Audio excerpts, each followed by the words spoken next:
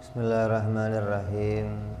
Assalamualaikum warahmatullahi wabarakatuh.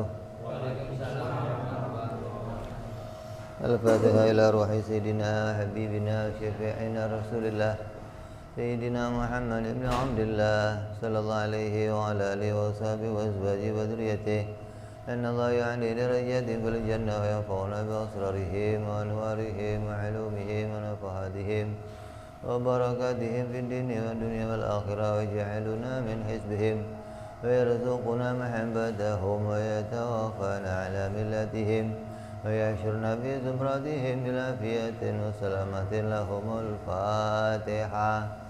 A'udzu billahi minasy syaithanir rajim. Bismillahirrahmanirrahim.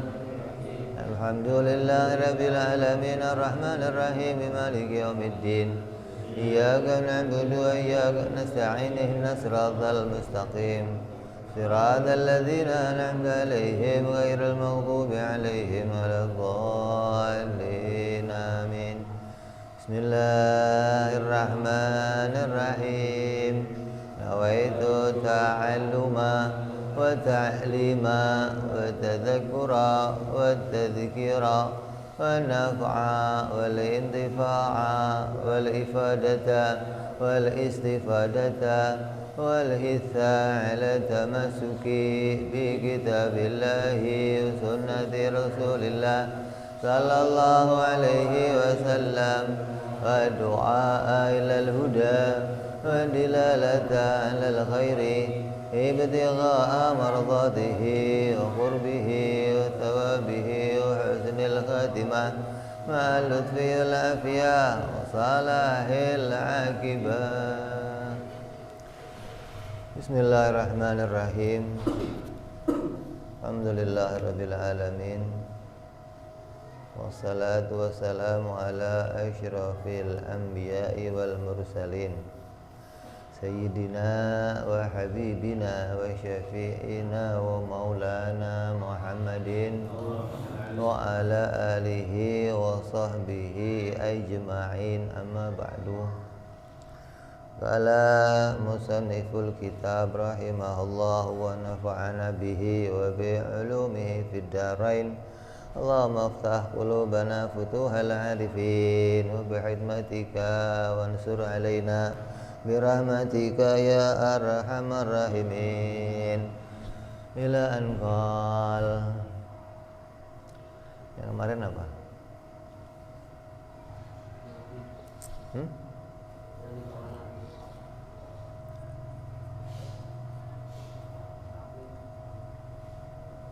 Apa?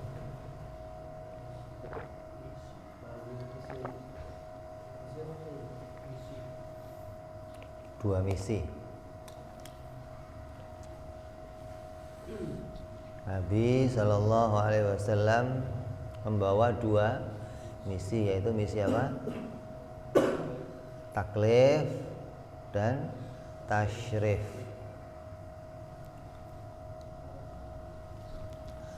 Terus diutusnya Nabi Muhammad Sallallahu Alaihi Wasallam kepada semua manusia, jin dan malaikat. Jadi Nabi diutus ke seluruh makhluk, mau itu jinnya, mau itu manusianya, mau malaikatnya, mau hewan, mau tumbuhan. Nabi diutus untuk datang kepada mereka semua. Tapi datangnya membawa dua misi. Yang pertama misinya namanya tasyrif, yaitu agar Nabi dimuliakan oleh malaikat, dimuliakan oleh bangsa hewan, tumbuh-tumbuhan, dan seluruh benda-benda makhluk di bumi ini, agar memuliakan Nabi Muhammad Sallallahu Alaihi Wasallam, namanya irsalut tasyrif. Adapun yang kedua namanya irsalut taklif, yaitu Nabi membawa perintah dari Allah untuk dikerjakan oleh mereka, yaitu namanya apa? Kepada bangsa jin dan manusia. Terus Nabi datang membawa apa? Nabi datang kepada kita membawa, di dalam irsalut taklif itu Nabi membawa ilmu, mengajarkan kita bagaimana caranya membangun agama. Karena datangnya kepada kita membawa taklif, bawa agama, agar kita peluk agama itu, agar kita ambil perintah itu, maka Nabi mengajarkan bagaimana caranya membangun agama pada tiap-tiap manusia. Apa yang Nabi ajarkan? Nabi membawa ilmu syariah, ilmu thariqah, dan ilmu hakikat. Yang mana tiga ilmu ini adalah untuk membangun agama. Agama itu isinya apa? Iman, Islam, ihsan. Agama itu isinya tiga: iman, Islam, dan ihsan.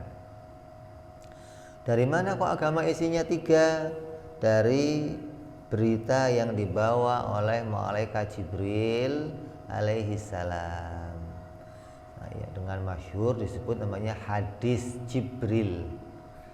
Ketika malaikat Jibril alaihi salam datang kepada Nabi dalam rupa manusia. Nabi didatangi malaikat Jibril dengan rupa manusia yang putih, ganteng, rambutnya hitam. Datang ke Nabi menanyakan ma huwal iman, ma huwal Islam, ma huwal ihsan. Maka Nabi menjawab, iman adalah anta'budallah, antuk minabillah wa malaikatihi wa kutubihi wa rusulihi wa yaumil akhir bil qadari khairihi wa syarrihi. Lalu malaikat Jibril menjawab, sodakta, kamu benar. Orang bingung, nanya dijawab bener, kamu gimana sih? Orang nanya dijawab terima kasih gitu mestinya kan. Orang nanya dijawab kok bener kamu, kan aneh. Ditanya Islam, Nabi jawab Islam adalah bersyahadat kepada Allah, mengerjakan sholat, zakat, puasa, sampai pergi haji. Kata malaikat Jibril, kamu bener. Gimana sih? Apa itu ihsan? Ihsan adalah anta'budallah ka'annaka tarah fa illam takun tarah fa innahu yarak. Bener. Maka setelah malaikat Jibril itu pergi, Nabi nanya ke sahabat, kamu tahu nggak ya sahabat yang tadi laki-laki itu siapa yang datang? Nggak tahu ya Nabi. Aneh banget, mau nanya kok bener. Nanya tapi ngomongnya kamu bener, gimana sih? Bukan terima kasih. Itu yang tadi datang itu adalah malaikat Jibril. Dia datang untuk mengajarkan agama kepada kamu. Makanya sodakta itu maknanya mengajarkan agama kepada umat, agar kamu tahu itu loh yang namanya iman, itu loh yang namanya Islam, itu loh yang namanya ihsan. Lah, tiga perkara itu disebut agama atau rukunnya agama. Kamu kan tahunya selama ini adanya rukun iman, rukun Islam, nggak tahu rukun agama. Jadi rukun Islam itu bagian dari rukun agama. Asalnya agamanya namanya agama Islam. Terus isinya agama Islam apa? Isinya agama Islam atau bangunan agama Islam ada tiga: iman, Islam, dan ihsan. Nah, kalau kamu nggak ngerti agama ya nggak ngerti ini. Tanya agama itu apa? Agama itu pokoknya sholat puasa. Itu salah satu dari rukun agama. Bukan hanya itu, karena agama itu ada bangunan dohirnya, ada perintah batinnya gitu loh. Bukan hanya tampak pada zahirnya aja, sholat, puasa, haji, enggak. Tapi ada yang nampak pada zahir, ada yang nampak pada batin. Jadi agama itu luar dalam gitu loh, nggak bisa dilihat sepintas doang, nggak bisa. Terus kalau kamu sudah tahu ini, maka kamu akan tanya gimana caranya bangunnya gitu.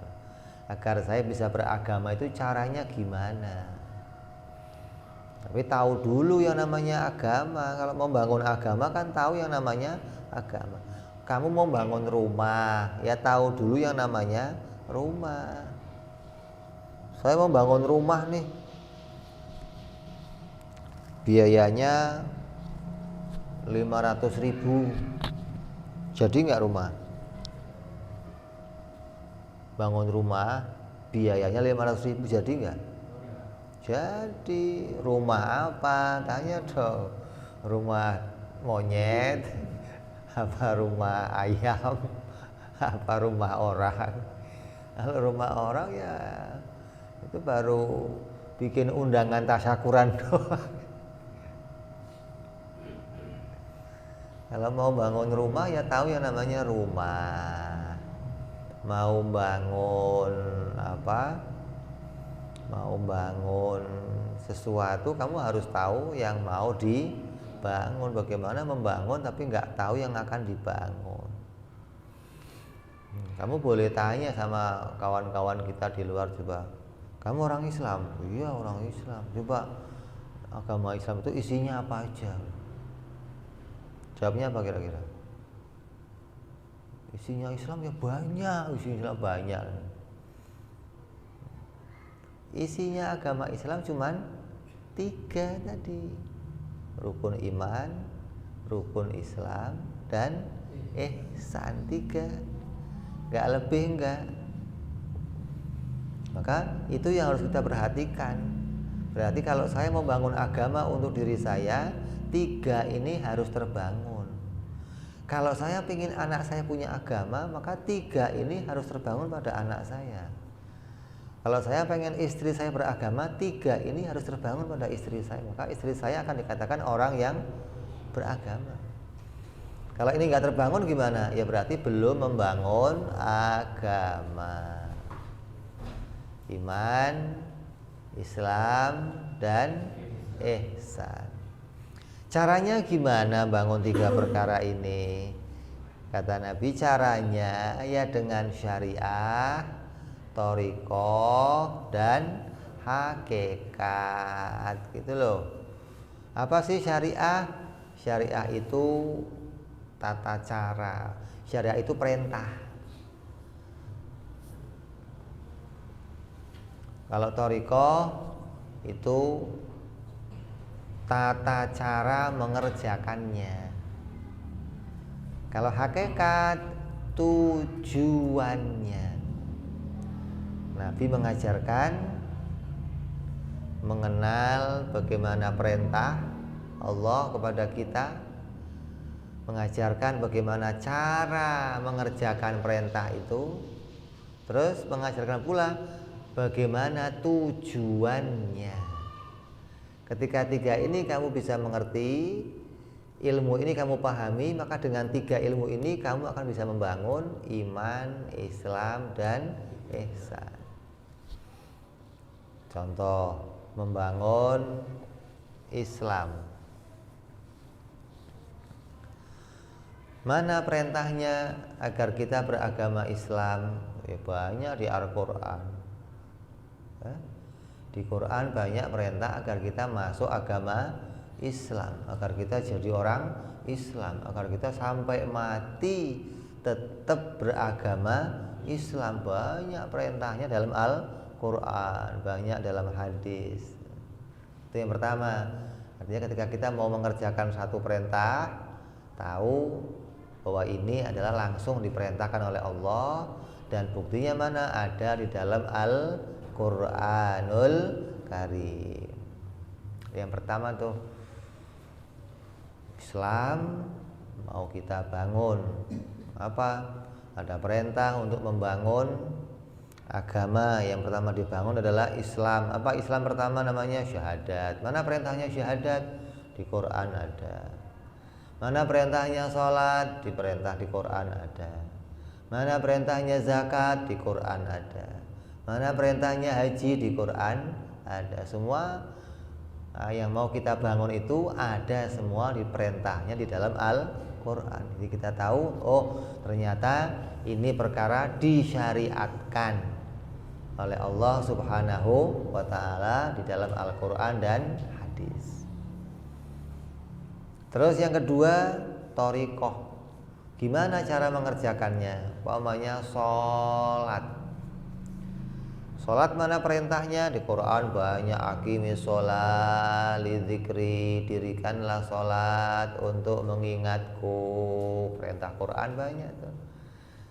Tapi di Quran gak dijelaskan sholatnya itu berapa rakaat. Sholatnya itu kalau zuhur berapa rakaat, kalau asar berapa rakaat, kalau maghrib berapa rakaat, nggak dijelaskan dalam Al-Quran. Nanti sholatnya juga mana yang pakai kunut, mana yang nggak pakai kunut, nggak dijelaskan juga di situ. Terus gimana? Oh, ada penjelasannya di dalam hadis. Maka kita melihat apa yang diajarkan langsung, tata cara sholat itu langsung diajarkan oleh Nabi Muhammad Sallallahu Alaihi Wasallam. Kata Nabi, "Sallu kama ra'aitumuni usolli." Sholatlah kamu sebagaimana kamu melihat aku sholat. Contohnya langsung cara sholatnya Nabi Muhammad Sallallahu Alaihi Wasallam. Dari mulai gerakannya, dari mulai waktunya, dari mulai jamnya, semua diajarkan Nabi itu. Maka kita tahu, oh ternyata untuk sholat yang pertama perintahnya sudah ada dari Al-Quran. Terus, oh tata caranya sholat begitu seperti yang diajarkan Nabi. Kalau kita mau sholat, yang pertama kita kerjakan apa dulu?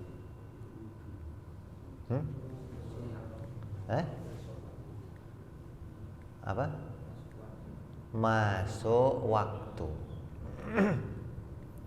Kalau pertama mau sholat, yang harus ditunggu dikerjakan apa dulu? Masuk waktunya. Kalau belum masuk waktunya nggak boleh usolli, kamu nggak boleh. Gimana mau usolli? Oh masuk waktunya aja belum. Kalau saya mau puasa, yang pertama saya kerjakan apa dulu? Ya masuk waktunya dulu Ramadan. Kalau belum Ramadan ya jangan mikirin niat dulu. Kok niat dulu? Kapan niatnya? Boleh niat Ramadan kalau sudah masuk waktu. Jadi kalau mau mengerjakan perintah, yang pertama dikerjakan menunggu masuknya waktu untuk menjalankan setiap perintah tersebut. Haji ya ada waktunya, zakat ya ada waktunya, sholat ya ada waktunya, puasa ada waktunya. Itu perintah-perintah yang mau kita kerjakan menunggu datangnya. Ente mau tahajud, yang ditunggu apa? Ya masuknya waktu. Ente mau sholat duha, yang ditunggu apa? Ya masuknya waktu. Kalau belum waktunya, ya belum sholat duha. Ente nunggu isyraq, mau sholat isyraq nunggu apa? Ya nunggu waktunya. Setelah datang waktunya, terus ngapain? Setelah waktunya datang, terus bersuci, bersih-bersih dah tuh. Yang dari sawah bersih-bersih, yang bangun tidur bersih-bersih, yang habis kumpul-kumpul bersih-bersih, yang habis kamar mandi bersih-bersih. Ini setelah masuknya waktu, maka ada persiapan berikutnya adalah membersihkan badan kita. baik dari hadas yang besar maupun dari hadas yang kecil, dibersihkan semuanya.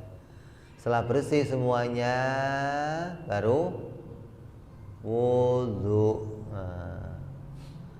Badan udah bersih, udah nggak ada junub, udah nggak ada hadas, maka baru wudhu. Setelah wudhu sempurna, ngapain lagi? Setelah wudhu ngapain?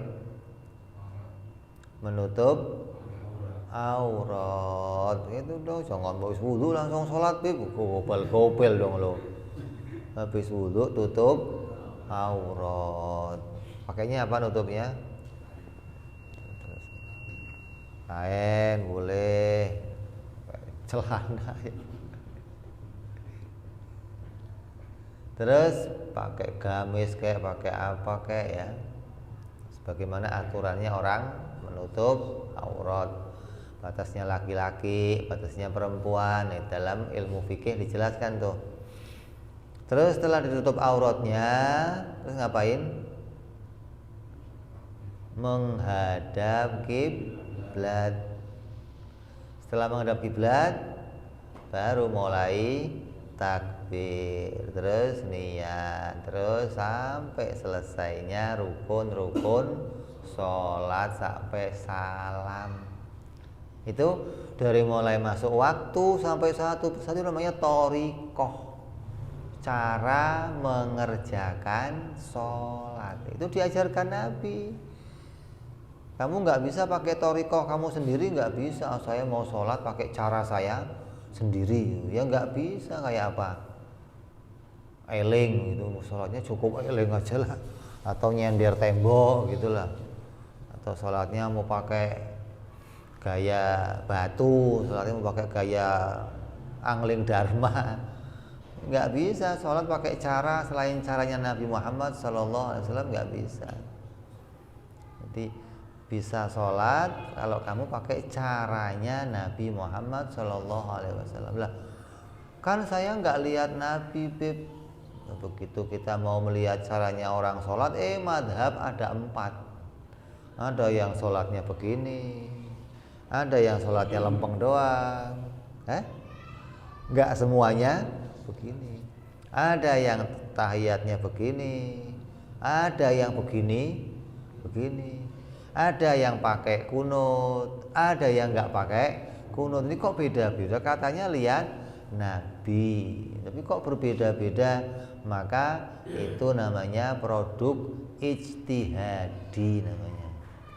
Ijtihad itu adalah apa yang menjadi pendapatnya para ulama, memutuskan mana yang menjadi rukun di antara semua sholat, mana yang sunnah ab'ad, mana yang sunnah hayat.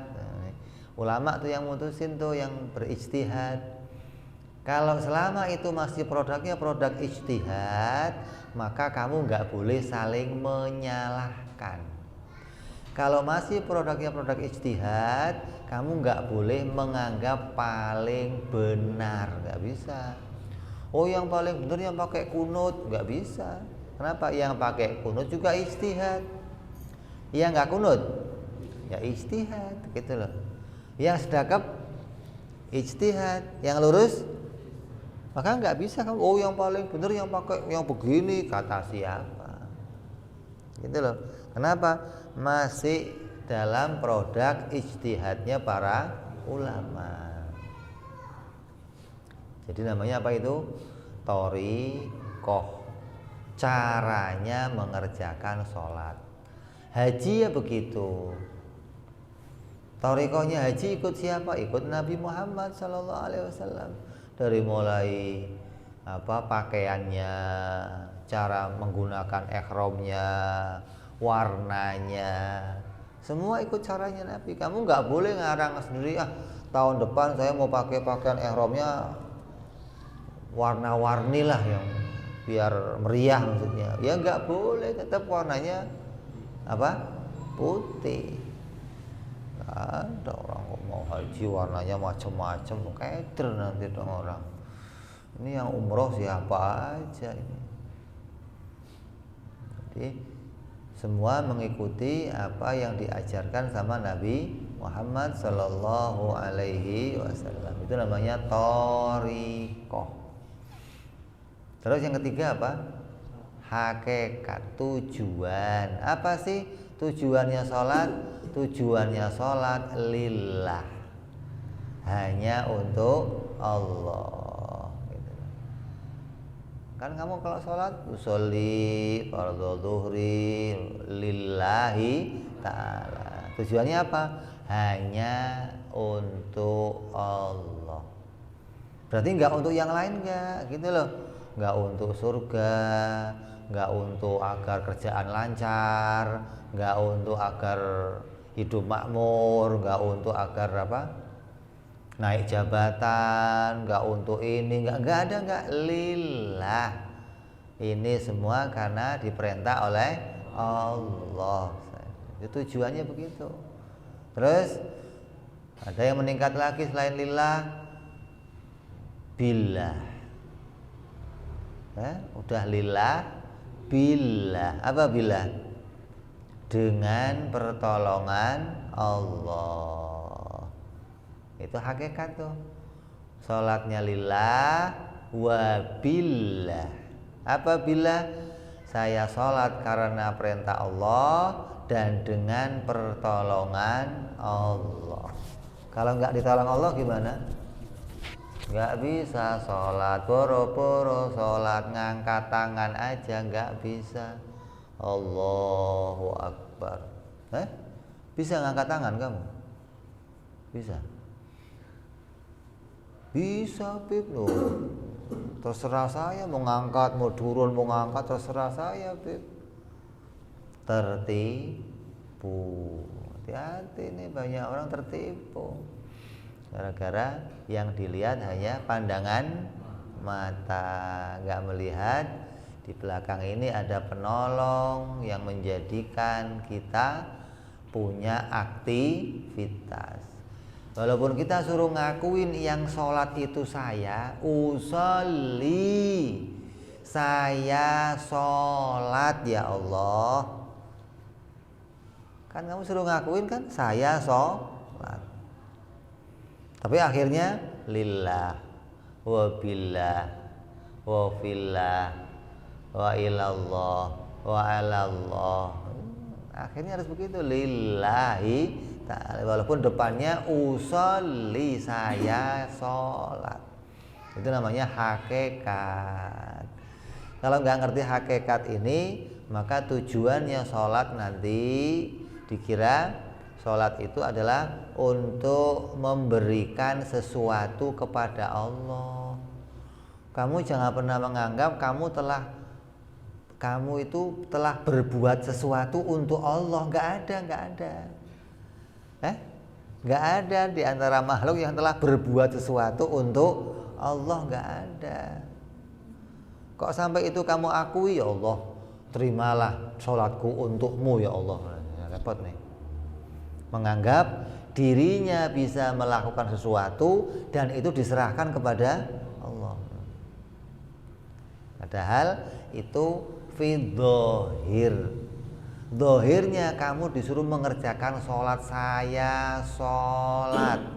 Maknanya saya mengerjakan dari mulai niat sampai takbir sampai salam ya Allah atas perintahmu. Dan kita tahu sholat itu ketika kita kerjakan yang untung siapa? Kita apa Allah? Kita apa Allah? Kita. Allah nggak dapat untung. La tanfa'uhu ta'atu man ato wala tadurruhu ma'siyatu man aso. Tidak bermanfaat bagi Allah ketaatannya orang-orang yang berbuat taat, dan tidak mengurangi, tidak merugikan Allah kemaksiatannya orang-orang yang pada maksiat. Artinya yang untung ya kamu sendiri kalau kamu sholat, yang rugi ya kamu sendiri kalau meninggalkan sholat gitu. Tandanya ketika kamu tahu hakikatnya sholat, maka bukan berarti saya telah memberikan sesuatu kepada Allah, tapi justru saya telah menerima sesuatu dari Allah. Menerima apa? Menerima diberi pertolongan bisa ibadah, menerima dijadikan oleh Allah sebagai ahli ibadah, syukur bisa dibikin orang yang sholat gitu. Bukan bisa sholat sendiri, berarti nggak ngerti hakikat kalau begitu, hanya ngerti syariat. Makanya jangan dipisahkan tuh syariat, thariqah dan hakikat. Syariatnya mana? Kamu disuruh sholat, makanya saya usolli, saya sholat ya Allah. Kenapa? Ini syariatmu ya Allah, ini perintahmu ya Allah. Caranya bagaimana? Ikut cara nabimu ya Allah. Apa tujuannya? Murni ini semua untuk meraih keridhaanmu, untuk meraih apa yang menjadi ridhonya Allah kepada hamba-hambanya. Nah, orang yang sudah bisa mengerjakan sholat, selesai sholat, alhamdulillah. Apa isi alhamdulillahnya? Tahu kalau sholatnya itu ditolong oleh Allah billah, bukan atas kemampuannya sendiri. Itu namanya hakikat.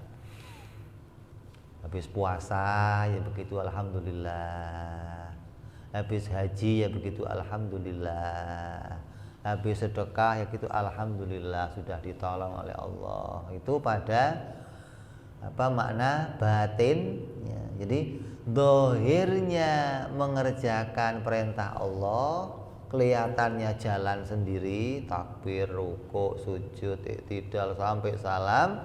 Batinnya bersama pertolongan Allah, nggak pernah lepas dari pertolongan Allah.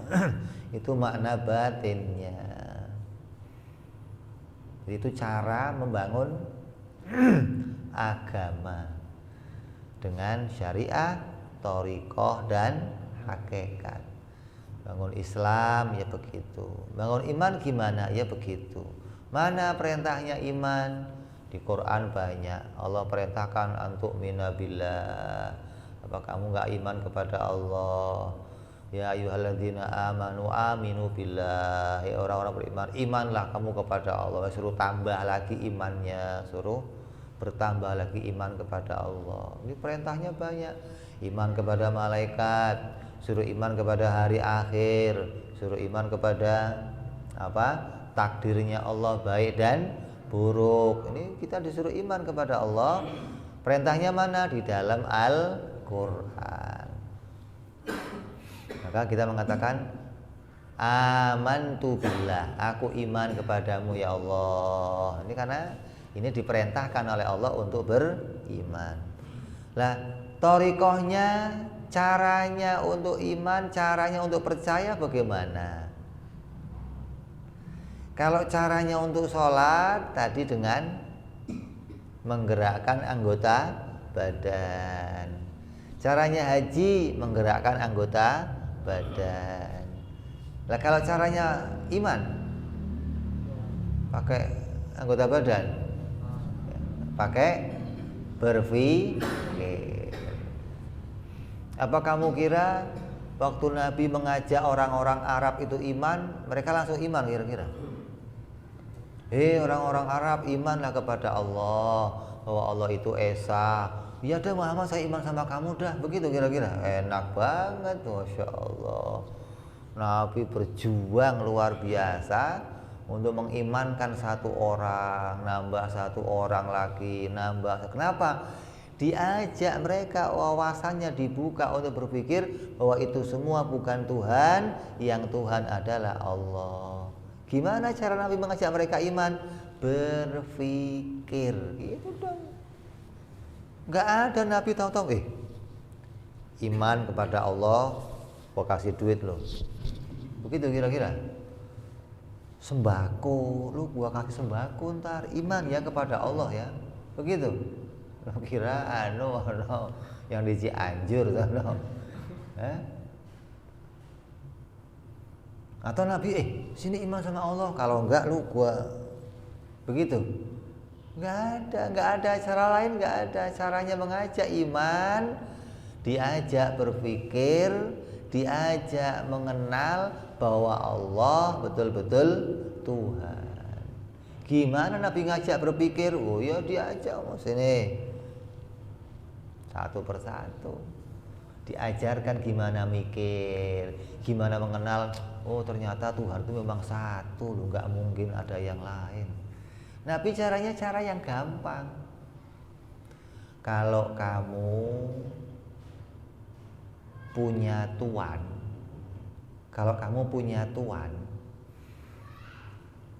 punya majikan, itu paling enak punya 2 majikan, 3 majikan, 4 majikan, apa 1 majikan gitu loh.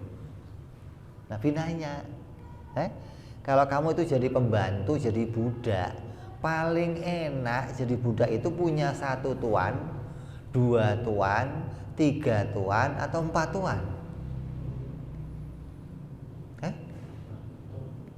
Paling enak punya 1 tuan, gitu dong. Coba kamu jadi pembantu, kamu jadi budak, kamu jadi pegawai, tapi punya 4 tuan. 1 perintah, yang lain juga merintah, dan setiap yang merintah itu kalau kamu nggak kerjakan tersinggung, repot nggak ini? Sini, kerjakan ini, dipel ya. Pak, saya lagi ngerjain ini. Kamu saya perintah kok dipel dulu. Yang ono, sini, masakin nasi ya. Pak lagi ngepel, Pak. Kamu suruh nasi. Aduh ribet ini, ngepel belum, suruh masak nasi. Panggil, cuci baju. Pak lagi ngepel juga belum selesai, Pak. Cuci baju. Kalau enggak kamu kerjakan tersinggung. Kira-kira dari kamu punya tuan yang banyak, paling enak punya berapa tuan? Dipikir-pikir, ya paling enak punya 1 tuan. Lah begitu.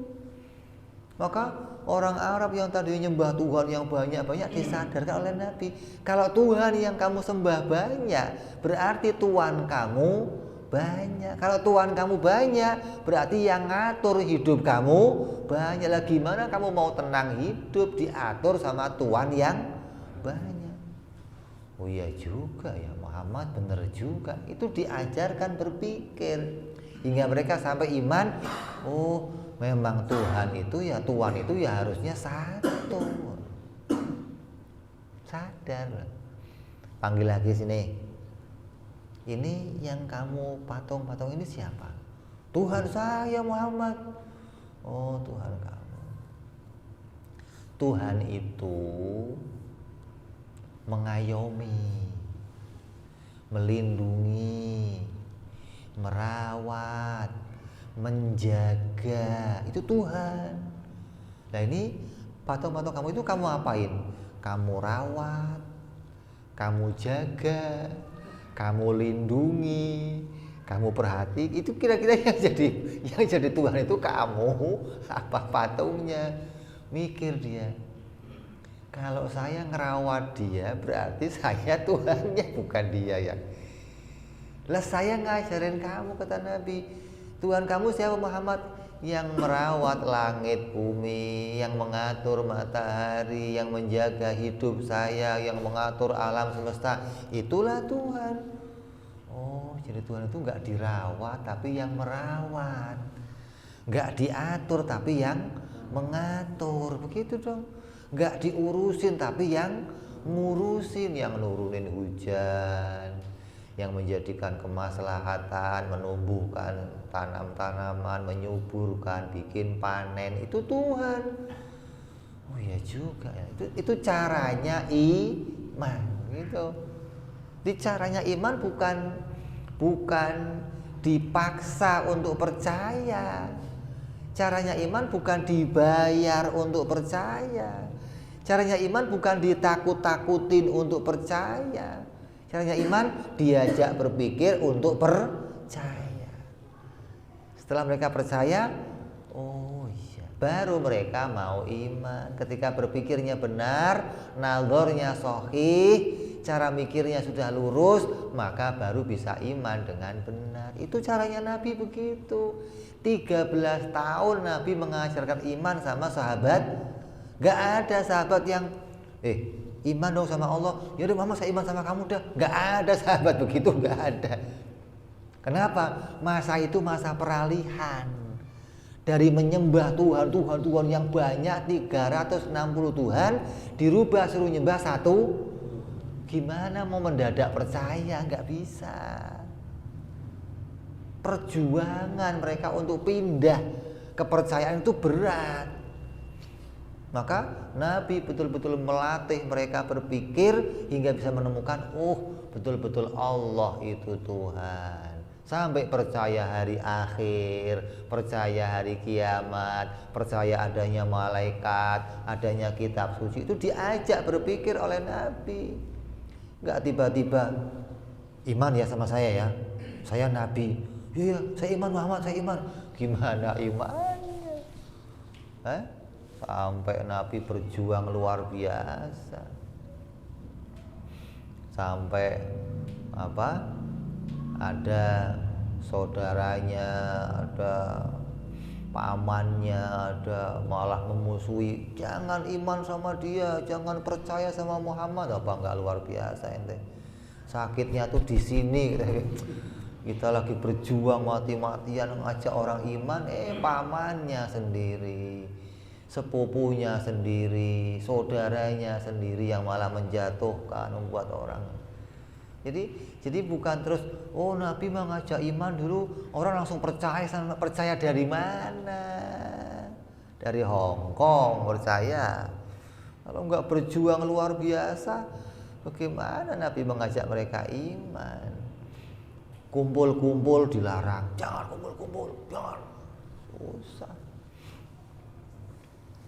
Makanya perkembangan Islam itu bisa pesat maju kapan? Setelah Nabi di Madinah. Dan itu pun terjadi setelah setelah Bai'atur Ridwan.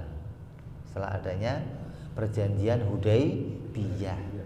Ketika perjanjian damai, kita nggak boleh saling menyerang antar agama, bebas orang beragama, mulailah agama Islam pesat maju. Kenapa? Dialog mulai dibiarkan, itu mulai. Orang bicara Islam dibiarkan, udah hujah di sana sini, sahabat ngajak orang hujah, baru Islam berbondong-bondong itu orang masuk Islam. Kenapa? Pikirannya disadarkan. Tadinya ngomong Islam, jangan, bubar. Gimana orang mau kenal agama Islam?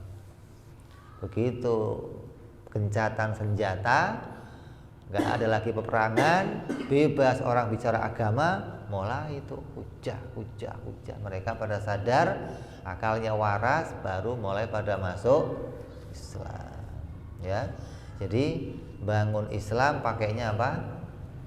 Bangun Islam pakainya anggota badan. Adapun membangun iman pakainya berpikir, pakai dalil. Terus hakikatnya iman apa? Kenyataannya iman, hasilnya iman itu apa? Makrifat, mengenal kepada Allah, itu hasilnya iman. Kalau hasilnya ibadah apa? Ya, bentuknya sholat, bentuknya puasa, hasil itu dijadikan ibadah oleh Allah Subhanahu wa ta'ala, ditolong untuk bisa melakukan ibadah.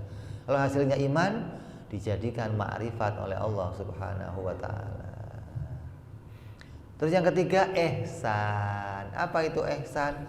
Menyembah Allah seakan-akan kamu melihat Allah. Kalau hati kamu nggak bisa yakin kamu melihat Allah, maka yakinlah kalau Allah melihat kamu. Itu puncaknya beragama. Setelah kamu bangun iman, bangun Islam, baru membangun ihsan. Apa itu ihsan? Praktek bersama antara iman dan Islam. Kumpulnya iman dan Islam, jadilah ihsan. Sholat dengan iman di hatinya, gitu loh. Puasa dengan iman di hatinya, haji dengan iman di hatinya. Jadi ketika sholat mengakui bahwa Allah melihat saya, Allah menyaksikan saya, Allah memperhatikan saya, Allah memandang saya. Ketika sholat begitu terus, maka terbangun ihsan pada dirinya. Nah kalau nggak bangun ihsan bagaimana? Kalau nggak bangun ihsan, nanti jadinya kalau kamu sholat di tempat sepi, rokaatnya kamu kurangin. Pernah nggak begitu? Pernah nggak? Sholat duhur nih, sepi, nggak ada orang, tengok sepi, 2 rokaat, assalamualaikum, salam. Duhurnya cuman, kenapa? Sepi, inilah nggak ada yang ngelihat.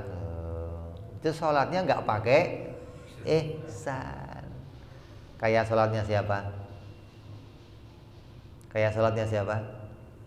Anak kecil. Dulu saya kalau sholat begitu, subuh dibangunin, gelar sejadah, tidur di atas sejadah. Kata mak saya, oh udah sholat di atas sejadah, tidurnya. Padahal boro-boro sholat langsung glosor aja di atas sejadah.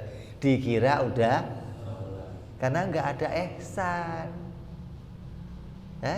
Artinya nggak merasa kalau Allah melihat, nggak merasa kalau Allah memandang, nggak merasa kalau diperhatikan. Hingga ya pas dilihat emaknya nggak ngelihat, ono nggak ngelihat, ya sembarangan caranya.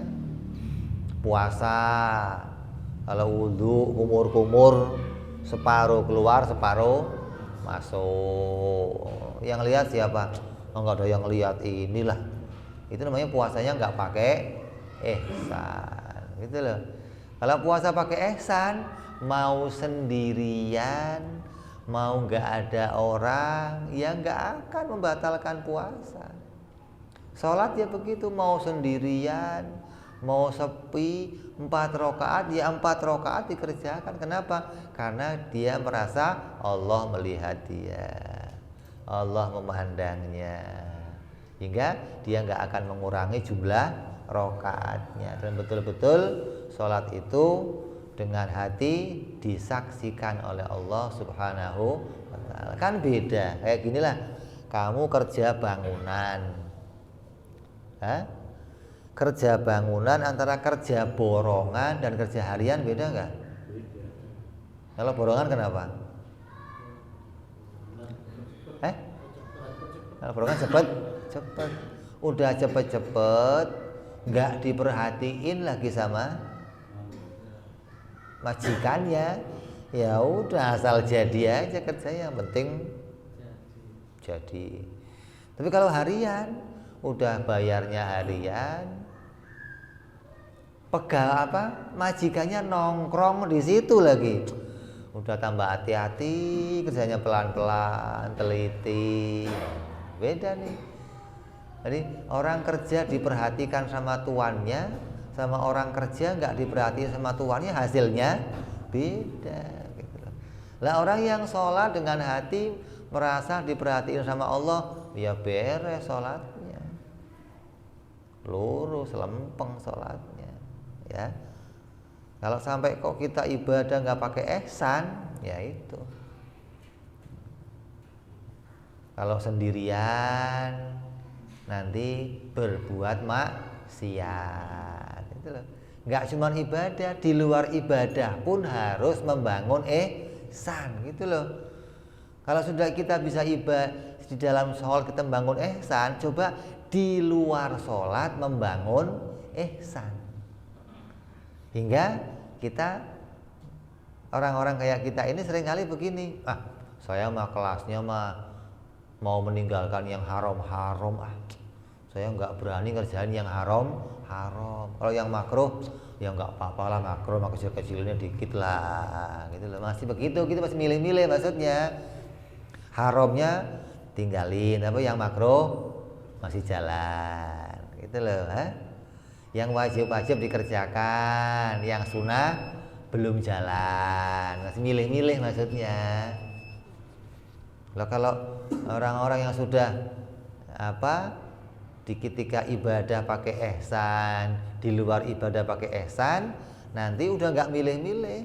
Kalau ini perintah Allah ya dikerjakan, mau wajib dikerjakan, mau sunnah dikerjakan. Haram itu larangan, makruh juga larangan. Kalau haram ditinggalkan, makruh juga.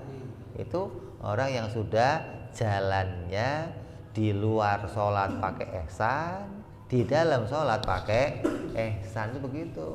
Seakan-akan dirinya senantiasa diperhatikan Allah, dipandang Allah, dilihat Allah, hingga dia mau dirinya senantiasa dalam keadaan melaksanakan perintah Allah, senantiasa dalam keadaan pingin meraih keridhaan Allah. Ini orang yang senantiasa membangun ihsan pada dirinya, baik di dalam waktunya sholat maupun di luar sholat, di dalam waktunya ibadah maupun di luar ibadah. Jadi membangun Islam ada syariah, thariqah, dan hakikatnya. Membangun iman ada syariah, thariqah, dan hakikatnya. Membangun ihsan ya begitu, ada syariah, thariqah, dan hakikatnya. Hingga ketika kita mengerti ilmunya syariah, thariqah, dan hakikat, tujuan ini, maka kita akan bisa membangun agama dengan baik, bangun Islam baik, bangun iman baik, bangun ihsan dengan cara yang baik. Kita beragama dengan cara yang baik, sebagaimana yang diajarkan oleh Nabi Muhammad Sallallahu Alaihi Wasallam melalui para sahabatnya, para tabi'in, melalui para auliyanya, sampai kepada kita, semuanya mengikuti cara yang diajarkan oleh Nabi Muhammad Sallallahu Alaihi Wasallam. Ini cara beragama yang mau kita kerjakan. Bahkan Nabi ngomong, apa, qul hadhihi sabili ad'u ilallahi ala basiratin ana wa manittaba'ani. Qul, katakanlah hai Muhammad, ya asyrafar rusli, kepada umatmu, hadhihi sabili, inilah jalanku, hadhihi sabili ad'u ilallah, untuk mengesahkan Allah, untuk mentauhidkan Allah. Apa? Ad'u ilallahi ala basiratin, yaitu dengan menggunakan mata hati. Itu loh, bertauhid, mengesahkan Allah itu pakainya mata hati. Bagaimana hatinya bisa bersaksi tentang ketuhanannya Allah Subhanahu wa ta'ala, ngerti mana yang wajib pada Allah, mana yang mustahil pada Allah, mana yang jaiz pada Allah. Maka itu cara beragama yang benar yang diajarkan oleh Nabi Muhammad sallallahu alaihi wasallam. Qul hadhihi sabili ad'u ilallahi ala basiratin. Siapa itu? Ana, kata Nabi, wa manittaba'ani. Itulah caraku dan caranya orang-orang yang mengikuti aku. Jadi beragama itu enggak pakai zahirnya doang, tapi beragama itu bagaimana batinnya senantiasa bisa memandang kepada Allah, batinnya senantiasa bisa berkaitan dengan Allah, berhubungan dengan Allah Subhanahu wa ta'ala pada makna batinnya, bukan hanya pada makna zahirnya. Karena yang namanya orang-orang munafik itu yang ditongolkan zahirnya. Kalau bicara iman, iman dong kamu sama Allah, apa kamu nggak iman sama Allah? Yang diomong iman, kayak dirinya paling iman gitu loh. Jadi iman itu ditongol-tongolkan, perkataan iman ditongol-tongolkan terus, seakan-akan dia itu paling iman, sedangkan batinnya nggak tersentuh yang namanya iman kepada Allah. Itu loh maksudnya. Jadi jangan yang ditongol-tongol itu dohir terus, dohir, tapi batinnya sama sekali nggak pernah terkait kepada Allah Subhanahu wa ta'ala. Batinnya nggak pernah ingat sama Allah, nggak pernah terikat sama Allah. Ini yang membahayakan. Jangan sampai nanti kita terhitung orang-orang yang munafik. hanya beragama pada zahirnya tapi tidak beragama pada batinnya. Na'udzubillahi min dzalik, ya. Itulah yang dibawa oleh Nabi Shallallahu Alaihi Wasallam berupa ilmu syariah, thariqah dan hakikat yang menjadi rukun agama, yaitu isinya agama ada 3, iman, Islam dan ihsan. Insyaallah kita sambung yang akan datang tentang hasilnya dari orang yang telah mengucapkan 2 kalimat syahadat, insyaallah. Wallahu a'lam bishawab. Ila hadratin nabi. Al-Fatihah. A'udzu billahi minasyaitonir rajim. Bismillahirrahmanirrahim. Alhamdulillahirabbil alamin arrahmanir rahim maliki yaumiddin. Iyyaka na'budu wa iyyaka nasta'in. Siratal ladzina an'amta 'alaihim ghairil maghdubi 'alaihim waladdallin. Amin. Ya Rabbana i'tarafna wa anana asrafna ala ladha ashrafna fatub 'alaina tauba taghsil kulli hauba wastur lana aurati wa amin rawati waghfir li walidina rabbi wa mauludina wal ali wal ihwani wa sairil hillani wa kulli dhi mahabbah au jiratin au suhbah المسلمين أجمع من ربي اسمع فضلا لا باكتساب منا بالمصطفى رسولي الله بكل سولي صلى وسلم ربي عليه عند الحب وآله وصحبه عدد تعسي صحبي والحمد لله في البدء والتناهي سبحان ربك رب العزة عما يصفون سلام على المرسلين والحمد لله رب العالمين. Assalamualaikum warahmatullahi wabarakatuh.